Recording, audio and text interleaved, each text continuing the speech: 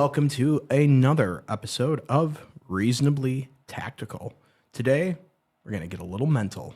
What we're going to talk about today is kind of my journey with like mental health, the retirement process, and what kind of brought this up was, with 4th of July, all I saw online was all this like, don't use fireworks because it'll bother veterans, and it's like, I just laugh at that kind of stuff because people have this mentality that vets are this like helpless, homeless, unemployed, population, and it's like the vast majority of vets are like, even if they have issues, are extremely successful. And I always kind of laugh at that because we just kind of, the population has this mentality, and it's, how many of them actually know vets, and especially ones that have served recently. It's funny you mentioned that because we actually kind of made a bit of a joke to my wife. She grew up, in a war zone in Bosnia. And my buddy Tim just gazes over at her and says, "Hey, you going to be okay with this?" And she laughs. She's like, when I was a kid, there was a little bit of a thing, She says, it used to get me. She goes, as I got older, I just got used to it. Yeah, I accepted it. And that's part of the process. And, Mm-hmm. Like the whole firework thing, I admit after my first couple trips, it bothered me a little bit, but it was more like the anxiety or anticipation of it. Like, is it going to bother me? That bothered me more. And the more trips I did, the older I got, just, didn't even give a second thought to it. So how did you get through that, if you don't mind me asking? It was just something I dealt with. Or for a couple of years, I just avoided going to fireworks, really? Just because I knew it kind of bothered me. And like I said, as I did more trips and got older, it just, whatever, it didn't bother me anymore. But especially with kiddos, they want to go see that stuff, so you just kind of deal with it for them. And but it made me really think about over the weekend, seeing all that stuff, just my journey that I went through with mental health help. So it started spring, summer of 2018 when I decided to retire. And I did my retirement packet, and I had two mentors that I had worked with, RP and the Goose, who were like, "Hey man, now that you're retiring, like it's time to get yourself right, and let's get you going." And they had the NICO program, and on Fort Bragg, specifically Intrepid Spirit. So, we talked to the doc to get a referral, and of course they sent me over to the Big Army Behavioral Health first, which was a mess, and it just, all right, here, what pills do you want? Oh, you want this written down in your records? And I'm like, wait, no, like what? Right. What? No. They just wanted to treat the symptoms, not the actual cause. And like, oh, you have trouble sleeping? Take this sleep pill, and here this sleep pill, and it's like, timeout. That's like, first off, I'm a single parent. Like, I got to be functional in the morning. I hate feeling groggy. Like, I'm not taking that stuff. Second, like, I'm not looking for pills. I'm looking for a way to fix this. Like, I want to be able to sleep again, and because I was down to probably about 4 hours a night total, intermittent, and that's just how I functioned. And that's not normal for the human body. So fortunately, both RP had just gone through Intrepid Spirit and was like, "Hey, talk to our surgeon." And fortunately, our surgeon there at the schoolhouse had been our surgeon over at Third Group, so knew us pretty well, and all of us had kind of come up together.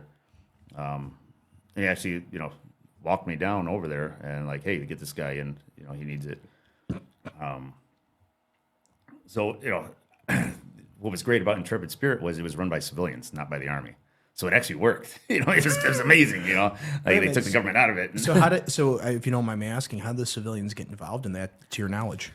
I was through the NICO program. It was with the military, but it was like overseen by, there wasn't like a chain of command in it. It was all civilian doctors. And what they did is they look at you as a whole person, even if you're just there for PTSD or for traumatic brain injury. They still looked at you as a whole individual and ran you through the whole gambit, because then they could identify other things that were either residual from injuries or, hey, your body's not supposed to move like this. We can fix it. So it was great. And, traditionally what they try to do is put you in like a 20 to 30 person group to go through. But I was so like just on edge that they're like, "Yeah, you definitely need after my initial screening, they're like, "Yeah, you need to do the one-on-one treatment." And it was interesting because they went so far as to looking at me as an individual, but my individual experiences, and they wanted to get a counselor that actually had a top secret clearance. So I could actually sit and talk openly That's versus good. having to kind of talk around things and where I was and what happened specifically. So while I waited for that, they put me in art therapy. Really? Yeah, it was, I was no Picasso by any means, but, like, it was just cool to, I'd sit, draw, or, just play with clay while just talking with his counselor. And, that's what got me to just initially start opening up about things, as well as talking about just, everything that had happened in the previous 5-10 years. And what came out of that was, like, I was diagnosed with post-traumatic stress disorder, as well as it was primarily due to survivor's guilt. Just because I'd been through multiple incidents where, I left because I got orders to go somewhere else, or some other decision was made and I was pulled, and bad things happened to people, and having to live with that. I'd like to, if you don't mind, if we could talk about survivor's guilt a little bit more. A lot of people don't understand that this is a real thing, and that it is something that is probably as traumatic as anything else. Like, for one instance, when I got my orders to go to the Special Forces qualification course, so I left Fort Drum, went down to Fort Bragg to start the course, and right before I PCS'd, my infantry company was going back to Iraq, and on that first trip, the only 2 people to get hurt was me and our medic, and it was all return to duty stuff, just some bumps and bruises, but a good buddy of mine took over my squad, got his leg blown off, lost 3 guys from the squad, and other guys got hurt pretty bad, and it was, not being there that weighed heavily. I was able to make it to a bunch of the guys' funerals, but it's if I were there, that wouldn't happen. And then having guys, reach out to me and be like, Marty, if you were there, there's no way you would have gone down kicking and screaming and said, whatever, commander, like, we're not doing that, just because of the way I was. And so it's that constant looking back. Right. Now, what we eventually got to was, those things are out of your hands. Like, it's out of your control. Yeah.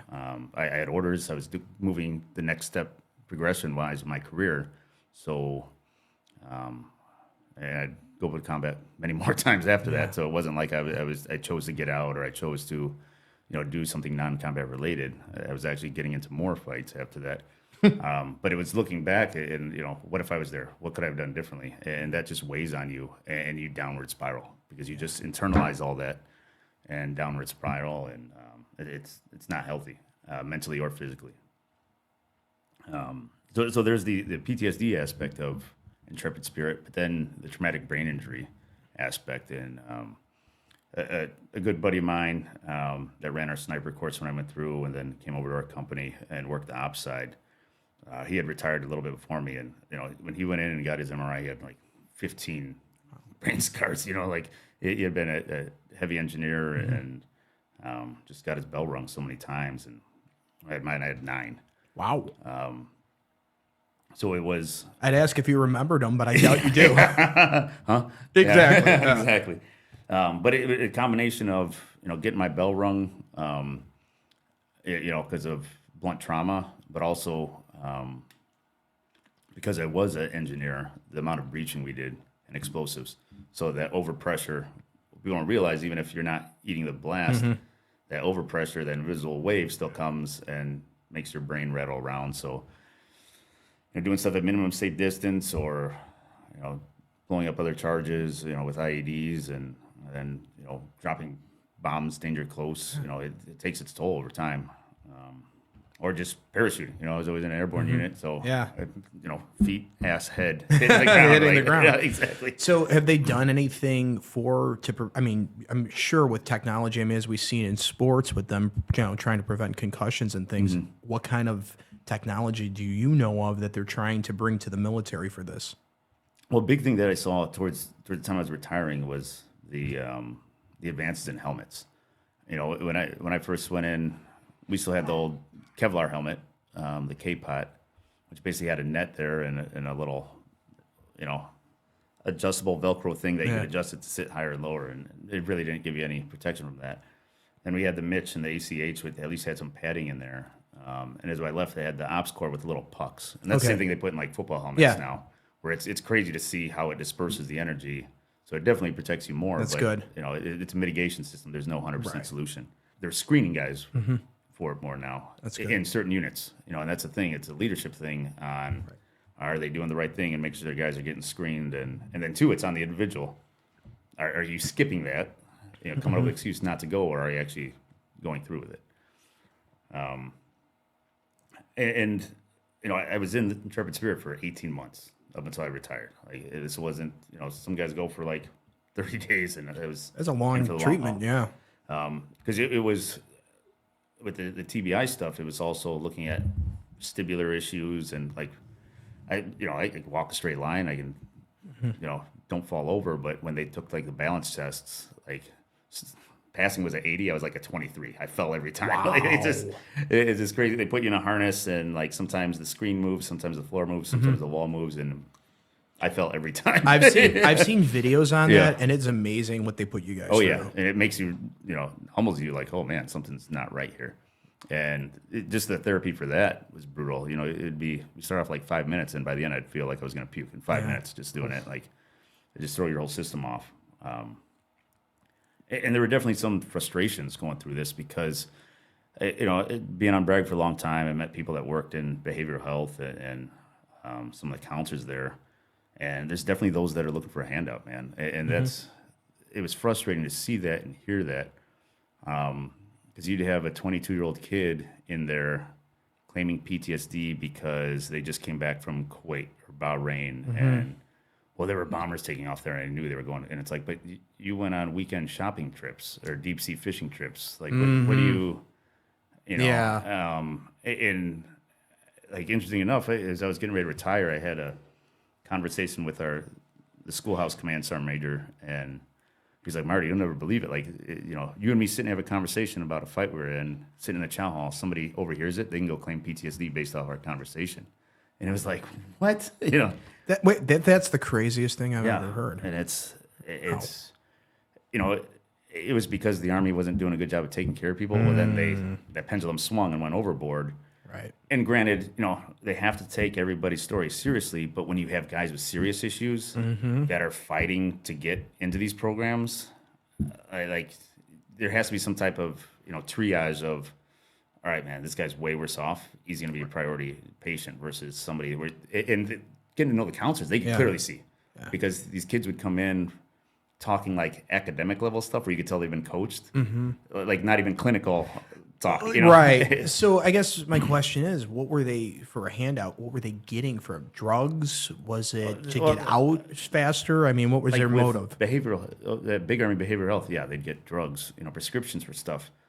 But with Intrepid Spirit, like the way it was documented, like the medical retirement, like you're set for life, you know. So at 24 years old, 25 years old, you could get out and you're set for life, and that's where it's like, I see what's happening here, and I don't like it. That's messed up. Yeah, that's messed up.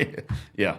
Versus, you know, guys I worked with, guys I worked for that you saw in there that, you know, and you knew that they were off. You know, like you knew, like, yeah, because we'd run at each other and just kind of give the nod, like, I don't see you either. You know, like, you know. And then, you know, so that's like the environmental frustration. Then going through counseling, like good counselors, and this is when I actually got the counselor with the TS clearance, they're going to tell you what you don't want to hear. They're going to pull things out that you don't want to hear. And she was awesome because she put that up front and let me know, like, that's good. There's going to be days you hate me. There's going to be days you want to hurt me. And that's why we sit in this really long room, and my desk is next to the door, and you sit way on that side, you know, because they're pulling things out from your past that you've subdued for so long and telling you that your feelings are wrong, you know, and this isn't your fault, and here's why it's not your fault. And, you know, you had homework that you had to write out and stuff for the next session, and so that we could go through it and like, look, this was not your decision. It's not on you, you know. Well, in an 18-month program, I'm sure they were pulling a lot out. Oh, yeah. Yeah. And it was a lot of stuff operationally overseas that, you know, I just kind of held on to. And it's, once again, you know, the easy part was accepting it happened. Can't change the past, but it was getting over that hurdle of it wasn't my decision that affected the turnout of that situation, you know. Well, I think, and just knowing you for as well as I know you now, as we have done more episodes and talk offline, become friends, is your concern for leadership. Now it makes a lot more sense to people, and I think those watching would understand that you're coming from a place of compassion, not a place of I think it needs to be this way. And this is amazing. And ultimately, what it broke down, and this was the frustrating part, was either we provided information to leadership that was ignored because of egos or political pressure from their higher. Yeah. And it was like we had the answer here, and the answer was ignored.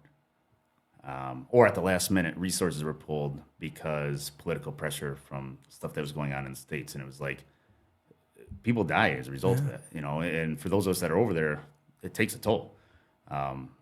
Meanwhile, people back here that are applying these pressures, they're going out for their drink, cocktail hour. And it's just really, really, it hurts to go through that, man, and have to think through that. But that's where I'm so hard on leadership, I think, because I've seen the residual effects and what ends up happening when people don't listen to the guy on the ground. And imagine that on the local level too, is that they don't have like local PDs or, National Guard, things like that, the same resources that you had. Thank God that you had those resources. And I think a lot of people just shrug it off too. Yeah. Yep. And the last big frustration thing, especially when I got out, is finding consistent help. Because with the VA, it's every time you go to an appointment, you see a different provider.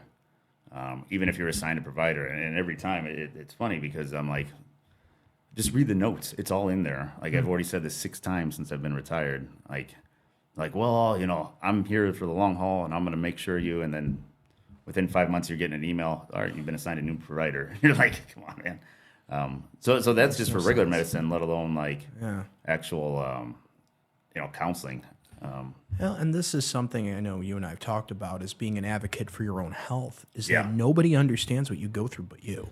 Yeah, and unfortunately, you have a lot of old-minded people with medicine who just look at the general population, and especially when it comes to guys with the endocrine system and testosterone levels.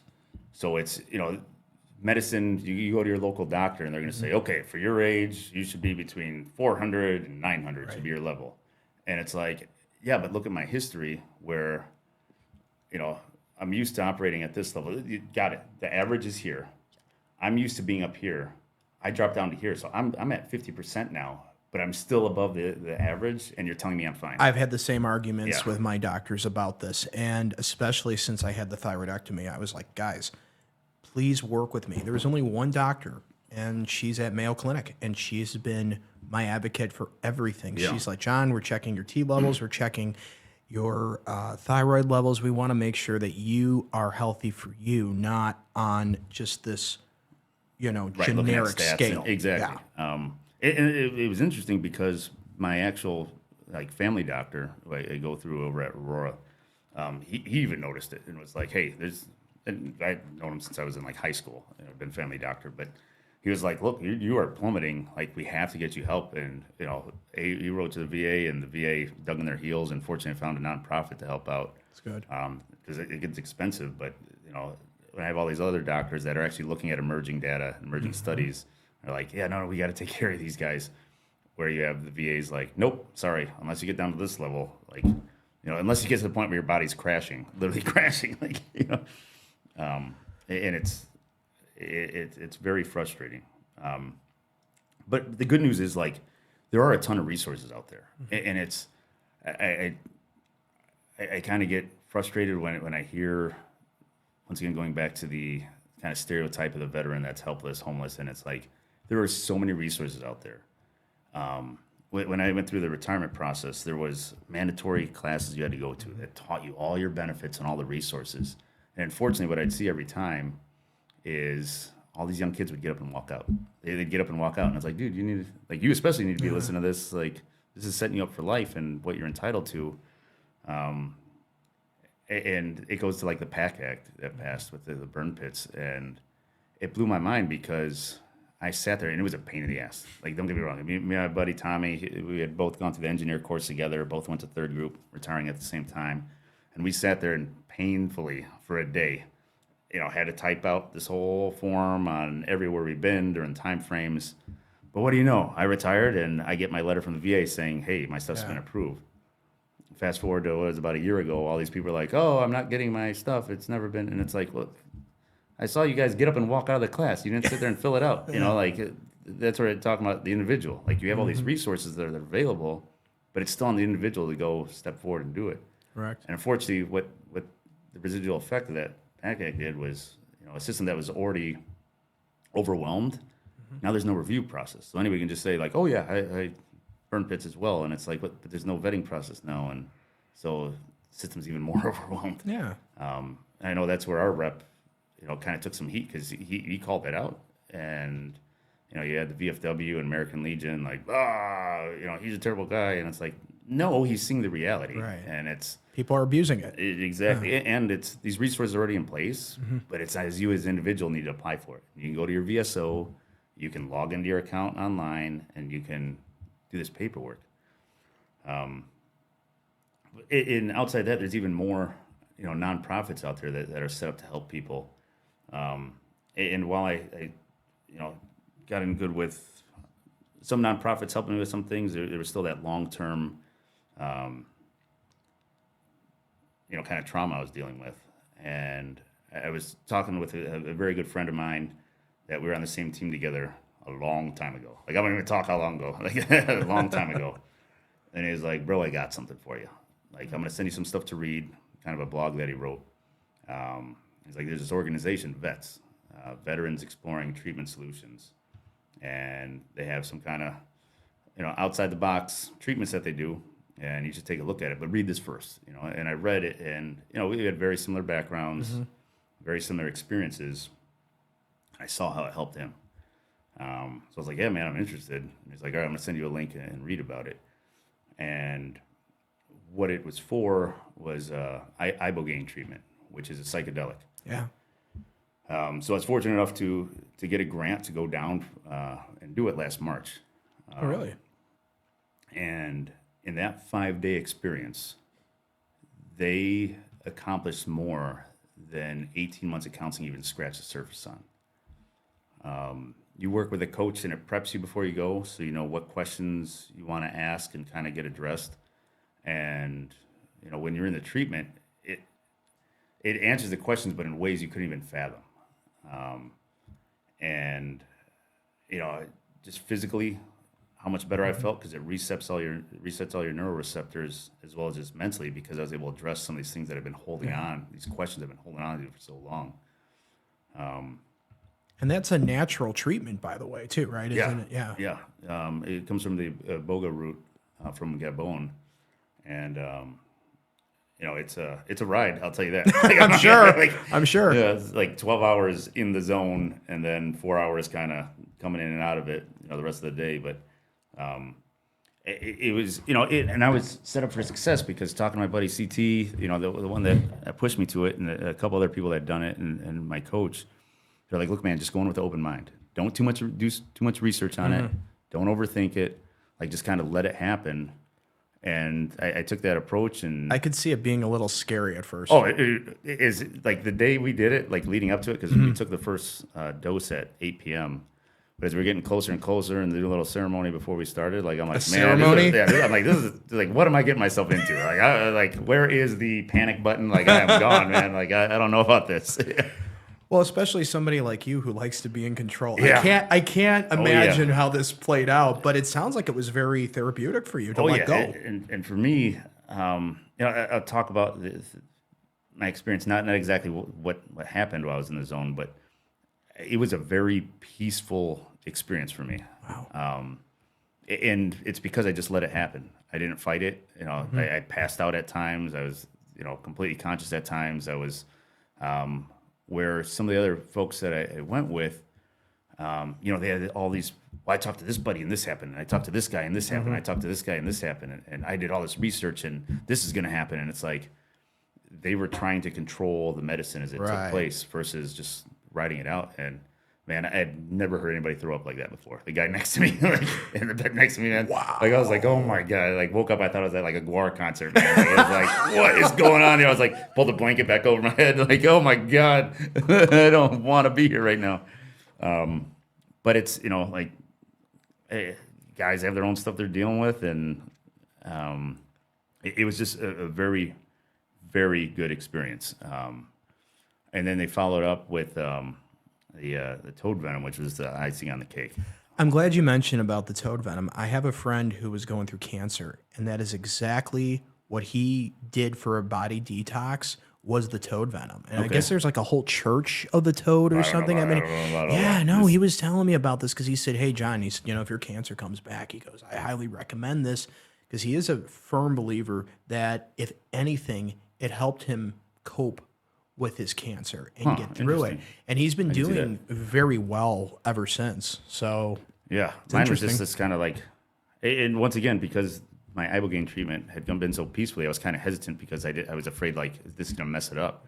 And it was just like the icing on the cake. Went in and we did it with Trevor Miller.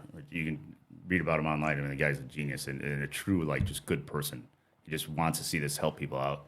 And he's sitting in the room. He's like, I'm like, bro, I'm not sure I want to do this. He's like, trust me, just let it go, man, and just That's cool. And it was just like the icing on the cake, where it just after my back surgeries I had and spinal fusion, I had a lot of numbness in my hands and feet, and all that went away. Yeah. Like it reset all that. Where like they were laughing because I'm walking around, and it's chilly down there. We're up in the mountains, and I'm walking around barefoot. Throughout the house and just feeling the different surfaces. Where was this at? We were down in Mexico. Okay. And then also just touching everything, man. Like just the different, before I could feel like, all right, I'm touching this cord, but I couldn't tell the difference between touching this cord or touching my computer, the difference in surfaces. So I'm like feeling my shirt, feeling, you can my see hair. texture now. Yeah, you can feel like the and that is kind of what he was explaining Right. to me. He said Just reset everything everything. became alive. Right.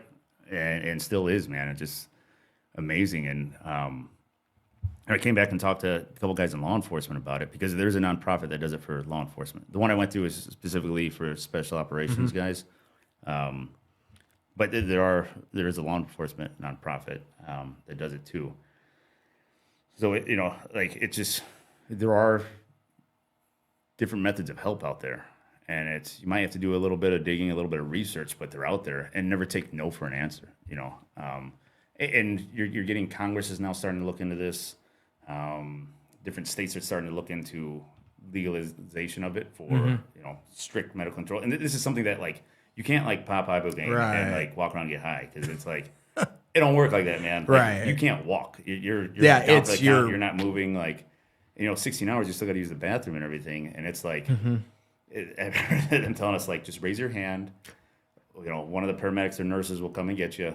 And they basically had to carry us, like, to the bathroom. And it's like, they told us, like, move 10 times slower than you think you need to move, because otherwise, man, you're giving it up. Like, they call it purging, but it's puking, like. This is absolutely amazing to hear, because I've questioned this, not in a bad way, just being me, just, hey, I want to learn more about it. And it's been used for a lot of other things, not just with the neuroreceptor stuff for PTSD and TBIs. And Stanford and Ohio State actually did a study. It should be coming out, I think, the next year, where they looked at, you go to your doctor now with scars on your brain from TBIs, and they're like, oh, that's it. They'll always be there. Well, during the study, it showed they took MRIs every 6 months, and the scars healed. So just for that alone, it's like, why are we not looking more into this? And they've used it for opioid addiction, for alcohol addiction, and it works. That's amazing. I think they said like for opioid, it could be off, but it was like 60% success rate, which compared to like methadone, Yeah. like 10%. Or they just become addicted to that. Like it's just night and day difference. So a lot of things that this could treat for. Then what's awesome about this nonprofit that I'm doing this with is that they do the follow up afterwards. It's not just all right. That's you did great. a treatment and you're on your own now. So they got me heavy into like meditation with like breathing exercises, and I do that every week. And they teach me techniques that I can just sitting around. Like I got stuck in the airport coming back from Virginia Beach, and that's what got me through the day, so I didn't lose my cool, blowing gasket. Was just focus on the breathing, man. But one thing with all this, treatment and finding your way is to find that motivator. What is it that so many people when they start that downward spiral, they lose sight of what's important and why should they keep moving forward. And even at the roughest times, it was for my kids. I've been a single parent for 10 years. And, when it all first happened, I had commanders like, well, we got to give him a compassionate reassignment to recruiting, and he's going to have to get out of the Army. And I remember I had Bobby Tebow was my company sergeant major, and Luke Kramer was the directorate sergeant major. And they're like, whoa, hang on. Like, Marty, go home. This is June. And they're like, go home until August. Check in with us throughout the week. Let us know you're still alive. And come August, have a plan. Fortunately, my dad had just retired. And he's like, as long as you fly me down, like I'll hang out with the kids while you do what you got to do. So I was able to serve another, That's 7 amazing. years. It's unheard of too in my realm, like for the father to get custody of the kids, and it's just very blessed. But there were rough times, man. So it's having to be there for the kids, trying to help myself. Where there were days I came home and just the headaches were so bad, I would just have to lay on the couch and just close my eyes, and not sleep, just close my eyes. And my kids had to kind of see me like that and deal with it. And then, I'd get my little rest and then have to get them to whatever practice or club they had that night. But it was definitely worth it. And, it just drove home the importance of being a father. And I think as a society, we forget that, the importance of that father figure. And it's, we both read that book, The Gift of Violence. Yes. And that's one thing he harps on with all the research is, we constantly look at these little niche, popular excuses for crime rates and violent behavior. And like the single common factor is the Single parent home. Yeah. No father figure in the, and that's all demographics. It's not something that's, white communities, black communities. It's all across the board. Religions, colors. It's no father figure in the home. Titus O'Neil played football. It was a WWE wrestler. He wrote a book, No Such Thing as a Bad Kid, and he talks about because he grew up. His mom, 11 years old when she had him, and just those struggles, and that's why he does what he does down in the Tampa area. But it's the need for that father figure in the home, and I've been blessed to be able to do that, and. It's so important to be that parent versus being a friend. We have plenty of good times where we joke around and hang out, but then it's also, I can give them the look and they know like, oh, dad's not messing around. Of course. But at the end of the day, I've been able to develop into pretty functional human beings and, constantly complimented just how they carry themselves. And Your daughter's awesome, by the way. and she's 13, right? Yep. The most respectful 13-year-old I have ever met. I was like, whoa, she's cool. They're awesome athletes, but also academically. Like she's a straight A student. My son's, not a straight A student, but he's still above a 3.0. So That's great. I'll take it. Yeah. But it's, and their kind of childhood was definitely different because dad was a team sergeant, first sergeant, a sergeant major, and when they didn't have school, they came to the office. So they got to see, hear, and do some things that most kids couldn't even dream of, but they definitely had a blast and were exposed to a lot of different people from all kinds of backgrounds and all different levels of the government. And it's definitely made them who they are, but it's, they're two where they are because I played such an active role and I hate seeing that. And you can almost see it when you're out in public. Like, You know the difference right Where away. the hell is dad to, smack upside the head and be like, hey, you don't act like that in public, or just to say, and you see how many times you see mom struggling with a kid, Right. In public, and you're like, where the hell is dad to, first off, the kid needs to listen to his mom. Second, where the hell's dad to teach him, that's not how you talk to your mom. Agreed. But, I can't stress that importance, and that's, I love being a father and being there and watching them develop, and that's what's gotten me through all those hard times. So anybody that has that struggle or has any type of struggles is, find that motivator. There is a reason to keep taking steps forward. And there is reason to get help, and whatever that motivator is for you, whether it's your children, if you don't have children, if it's a pet, if it's your family, if it's a team or club you're associated with, like, find that motivator, keep moving forward. I think that's great. I think, man, I don't even know how to end it. This is great. No, there's a lot that we discussed, and I really hope we could help a lot of people with this episode. I mean, if you found help in the most unlikely places, toad venom, but also just in friends and good counseling, it's huge. Yep, and it makes a difference. People are there to help. People do care. And for anybody that has questions on this, definitely reach out to us. We can put you in touch. Whatever you need, reach out to us and we'll help out. So, thanks for listening and have a good one.